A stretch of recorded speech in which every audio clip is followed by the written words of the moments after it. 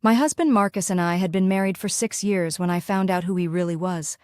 We met at a conference in London. He was charming, attentive, fluent in 3 languages. I fell in love with a man who seemed to have no walls, no secrets. We got married within 2 years. What Marcus never knew, what I never told him, was that I speak Korean. My mother is Korean. I grew up in Seoul until I was 12. I don't look it, and I almost never mentioned it. It never came up. His family never liked me. His mother, Sujin, made that clear from the beginning. She was cold at every dinner, dismissive at every holiday. Marcus always told me I was imagining it. "She just has a reserved personality," he'd say. "Don't take it personally." The Christmas I'm about to tell you about changed everything.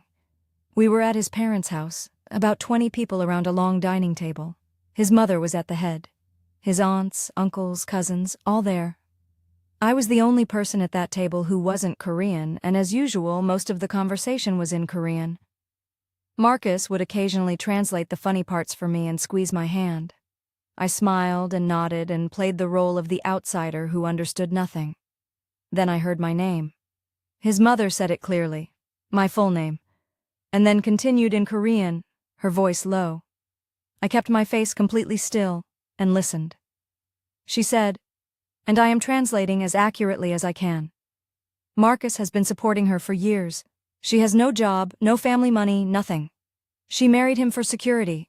We all know this. Even Marcus knows this. He told me himself last month he's been thinking about leaving her, but he doesn't know how to do it without it becoming expensive." The table went quiet for a moment. His aunt nodded slowly. Marcus said nothing. He was looking at his plate. I excused myself to use the bathroom. I sat on the edge of the tub and stared at the wall for 4 minutes. Then I washed my hands, walked back to the table, sat down, and smiled. I did not say a word about it that night. Over the next 3 weeks, I made some phone calls. I spoke to a lawyer. I went through our finances quietly and methodically.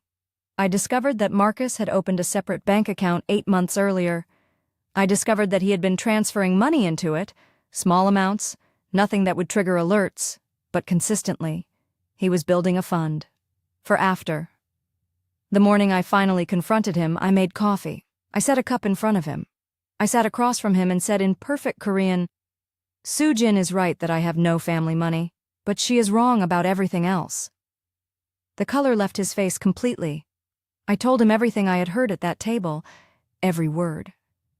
I watched him try to formulate a denial and then watch it fall apart in real time because he knew there was nothing to deny.